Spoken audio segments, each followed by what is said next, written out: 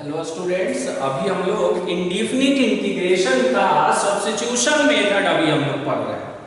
अभी हम लोग देख रहे हैं कि बेसिक इंटीग्रल को वाया सब्स्टिट्यूशन मेथड कैसे कर सकते हैं।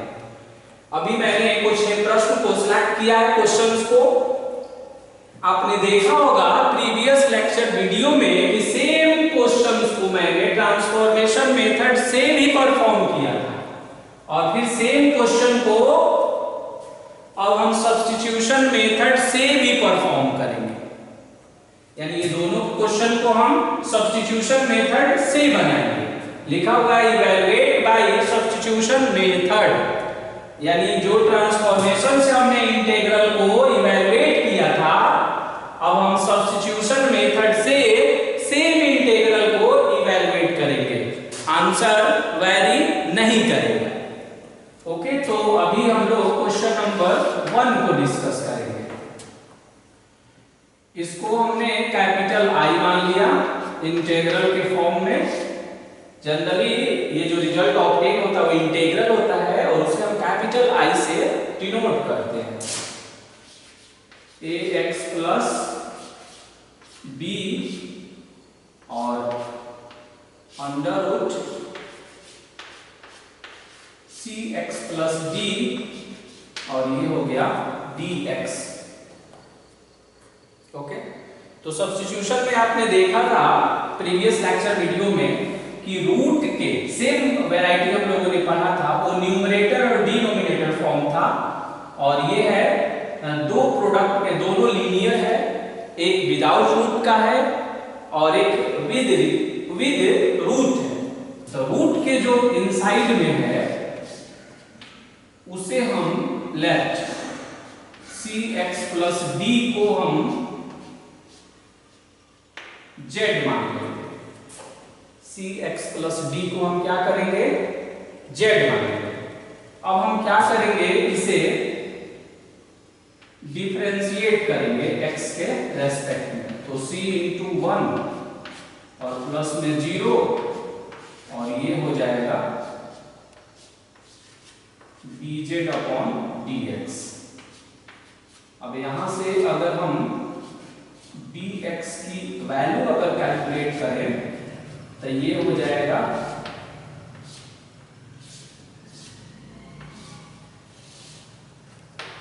dz अपॉन c हो जाएगा।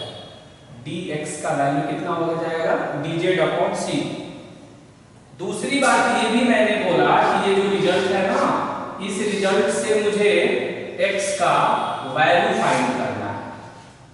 तो बताइए इस रिजल्ट से x की वैल्यू कितना होगा?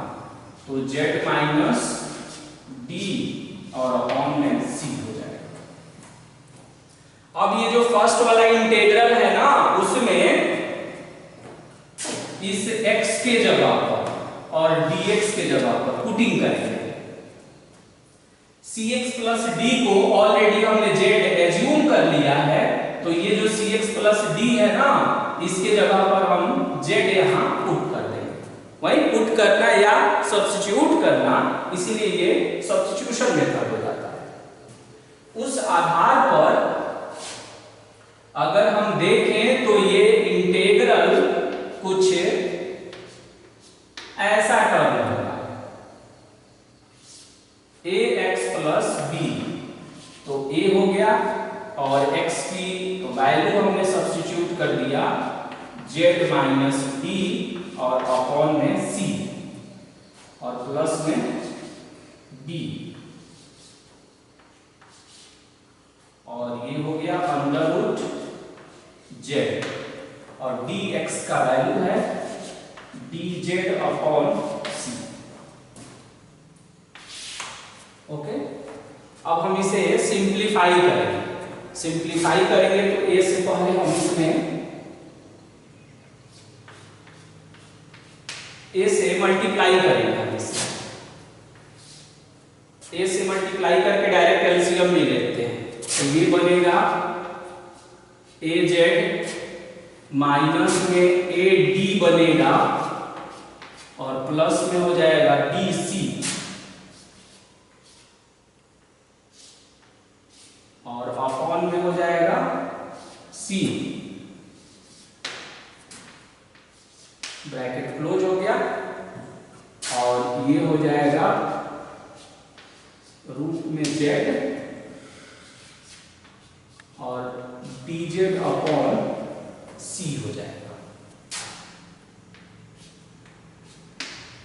फाइनली जब हम इसे सिंप्लीफाई करेंगे तो 1 अपॉन सी स्क्वायर कॉमन बनेगा,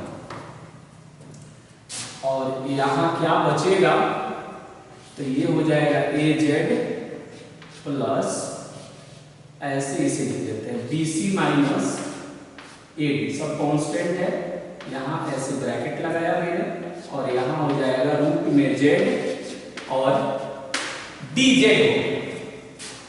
अब रूट जेड से ना मल्टीप्लाई करेंगे बोथ में,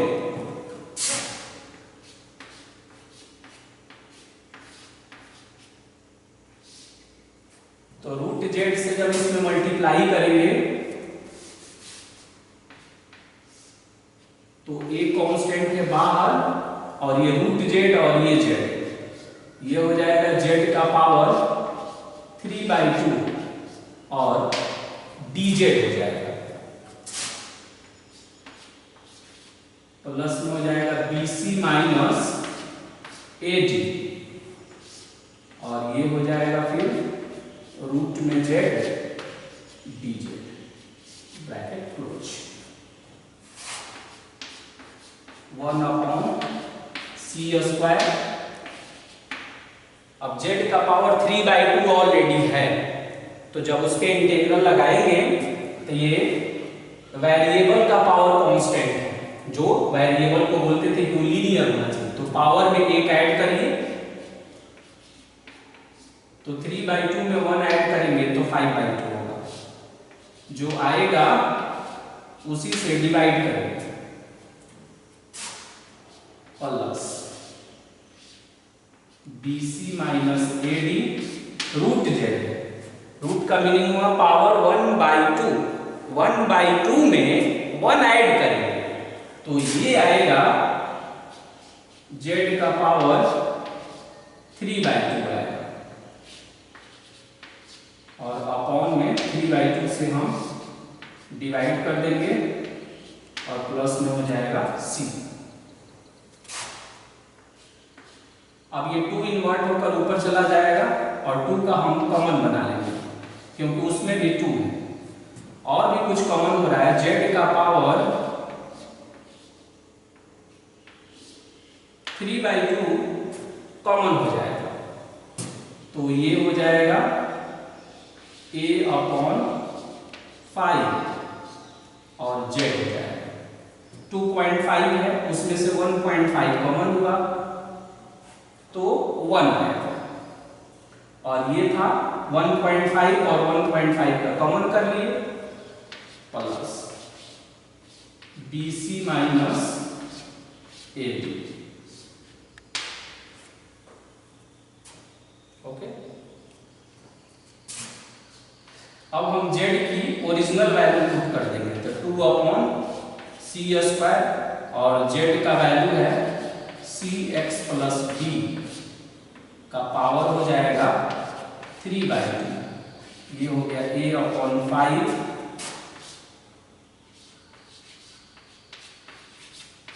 सी एक्स प्लस बी, और ये हो जाएगा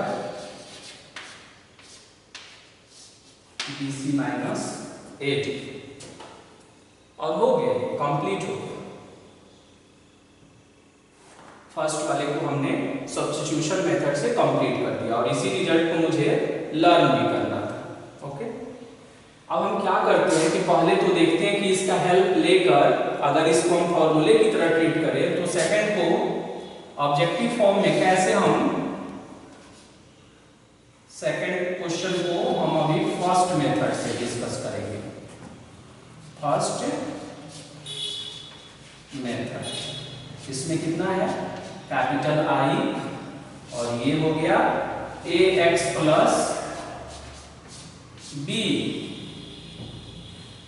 सॉरी ए एक्स प्लस बी को तो हमने कर लिया। अब इसके रिगार्डिंग क्वेश्चन कितना है, 5x प्लस 3, 5x प्लस 3 है और अंडर रूट 2x माइनस 1 है और dx है।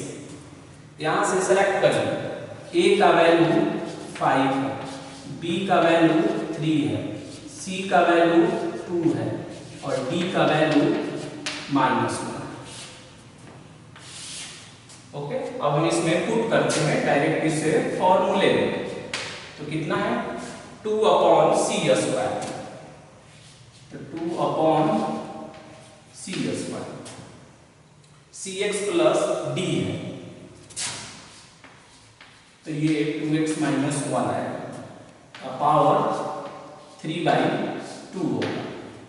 a अपॉन 5, तो a का वैल्यू है 5 और अपॉन में 5, cx प्लस d यानी 2x माइनस 1 और फिर प्लस है bc माइनस ad, तो bc 2 3 या 6 हो जाएगा माइनस ad, तो 5 को -1 से करेंगे तो -5 और एक फॉर्मूले का 6 + 5 हो गया। अब ये सिंप्लीफाई होगा तो 1/2 2x माइनस 1 का पावर 3/2 और ये 5 से 5 कैंसिल हो जाएगा, 2x माइनस 1 हो जाएगा और 6 और 5 हो जाएगा 11, तो 1/2 2x माइनस 1 और ये हो जाएगा 2x प्लस 10 हो जाएगा। और कुछ और भी सिंप्लीफाई होगा, 1/2 यहाँ पावर है 3/2।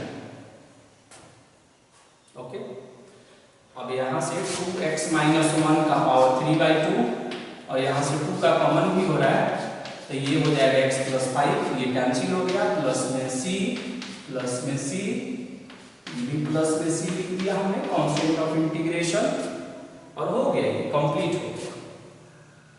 लेकिन अगर सेकंड वाले क्वेश्चन को भी अगर हम सब्स्टिट्यूशन मेथड से परफॉर्म करें, अगर ये फॉर्मूला आपको लर्न नहीं है या एकेडमिक क्वेश्चन है उसे हमें सिस्टमेटिक वे में मैन्युअली करना है, तो हम क्या करते, फिर लेट करते वैसे ही 2x माइनस 1 को z करते, डिफरेंशिएट करेंगे तो 2 आएगा और ये आएगा dz अपॉन dx आएगा, dx का वैल्यू निकालेंगे तो dz अपॉन 2 होगा। यहां से जब हम x का वैल्यू निकालेंगे तो z प्लस 1 और अपॉन में 2 हो जाएगा, z प्लस 1 और अपॉन में 2 हो जाएगा। तो उस कंडीशन में अब आपका इंटीग्रल देखिए कैसे चेंज हो रहा है, पूरे फैमिली को हम z में करेंगे तो कितना है 5x प्लस 3 है तो 5 हो गया और x का वैल्यू z प्लस 1 और अपॉन में 2, तो 5x हो गया प्लस में 3 है, इससे हमने z मान लिया है और dx का जो वैल्यू है वो dz अपॉन 2 है, तो यहां पर हमने dz अपॉन 2 भी लिखा। अब क्या करेंगे कि ये 2 जो देख रहे हैं ये 2 और ये एलसीएम वाला 2, ये दोनों एक साथ कनेक्ट करके 4 हम बाहर कर देंगे। अब एलसीएम करेंगे तो देखिए कितना होगा 5z, अब 5 को 1 से करेंगे तो 5 और 2 3 जा 6, ये 11 हो जाएगा और ये हो गया रूट में z हो गया और ये dz हो गया। कहेंगे एलसीएम कहाँ गया तो ये 2 और ये 2 दोनों कंबाइन होकर 4 हो गया, मल्टीप्लाई होकर। अब ये 1/4 आउटसाइड में ही रहने देंगे। अब हम इसे इंटीग्रेट करेंगे, रूट z से मल्टीप्लाई करेंगे तो 5 कांस्टेंट है बाहर और ये हो जाएगा z का पावर 3/2 dz प्लस 11 हो जाएगा और रूट z dz हो जाएगा। अब हो गया 1/4 5, ये हो जाएगा z का पावर 5/2 और अपॉन में 5/2 हो गया कैंसिल। 11 हो गया, ये होगा z का पावर 3/2 और यहाँ भी 3/2। 2 का कॉमन बनता है, 2 इन्वर्ट होकर ऊपर चला जाएगा, ये भी ऊपर, और 2 का कॉमन बना लिया हमने, और z का पावर 3/2 का भी कॉमन बनाया। तो यहाँ से क्या बचा z और प्लस 11, कुछ और भी बचा है, 11 हो गया और अपॉन में 3 भी यहाँ से। ओके, ये कैंसिल होगा तो 1/2 हो गया। अब z का वैल्यू पुट कर दीजिए, तो z का वैल्यू देख लीजिए कितना है, 2x - 1, तो 2x - 1 का पावर 3/2 और ये हो जाएगा 2x - 1 और प्लस में हो जाएगा 11/3 हो जाएगा। अब इसे जब सिंप्लीफाई करेंगे तो 3 × 2 = 6x हो जाएगा, और ये तो ये बन जाएगा 1/2 2x - 1 का पावर 3/2 और ये हो जाएगा 2 × 3 = 6x, अब -3 होगा तो 11 - 3 तो ये 8 हो जाएगा और अपॉन में 3 हो जाएगा। 2 का कॉमन कर लेंगे यहाँ से, तो 2 का कॉमन कर लेंगे तो ये कितना हो जाएगा, 2x + 4 हो जाएगा, और 2 से 2 को कैंसिल कर देंगे। यहाँ पर ऐसा लग रहा है कि रिजल्ट में कुछ चेंजिंग दिख रहा है। इस रिजल्ट को अगर हम देखें तो थोड़ा सा इसके वैल्यू में चेंजिंग आया है, ये आंसर और ये आंसर। 2 को तो ठीक है, यहाँ से कॉमन करके हम कैंसिल कर देंगे। ओके, तो आप इसे चेक कर लेंगे दोनों को। मुझे लग रहा है कि कहीं पर कुछ एरर है इस पुटिंग में, और ये जो मेथड हमने परफॉर्म किया, ऐसे एक बार हम लोग रिकॉल कर लेते हैं। 2x - 1 को हमने z माना, तो x का वैल्यू कैलकुलेट किए तो z + 1/2 लाया हमने। यहां से हमने dx निकाला तो dz/2 हो गया। अब ये था 5x + 3, तो 5 और x का वैल्यू है z + 1/2, तो 2 × 3 = 6 हो गया, और ये 5z + 5z + 11 हो गया, अपॉन में 2 था और 1 2 ये कंबाइन होकर 4 आउटसाइड में हो गया। अब ये 5 और इसको हमने किया तो z का पावर 5/2 प्लस में 11 है, और ये z का पावर 3/2, पावर में एक ऐड करके डिवाइड कर दिए, और यहाँ भी 3/2 हो गया, और यहाँ 5/2 हुआ, 5 से 5 कैंसिल किया, 2 को हमने ऊपर में ट्रांसफर कर दिया, तो यहाँ से क्या बचा, 11 बचा, और यहाँ से 3 आया। इट मीन्स कि इस रिजल्ट में कहीं मिस्टेक हुआ है मुझसे। हाँ देखिए, यहाँ पता लग गया, BC - AD था, और 2 ट्रांसफर होकर ऊपर में गया, और 2 कॉमन भी बन गया, बट अपॉन में 3 तो यही रहा ना, तो आप क्या करेंगे, 3 यहाँ से मिस्टेक हो गया था, 3 को वही रहने देंगे, और इससे क्या होगा कि ये 3 यहाँ आ जाएगा, तो ये हो जाएगा 11/3, 2x - 1 और 11/3। अब इसे सिंप्लीफाई करें तो 3 × 2 = 6x हो गया, तो यहाँ क्या करिएगा, 6x कर दीजिएगा, -3 तो ये 8 हो जाएगा, और अपॉन में कितना, 3। अब यही 2 का कॉमन बनाकर यहाँ से, तो 2 का कॉमन बनाएंगे तो होगा 3x और प्लस में 4, और यहाँ अपॉन में 2 से 2 कैंसिल हुआ, वो सही है। अब आगे ये करेक्ट हो गया।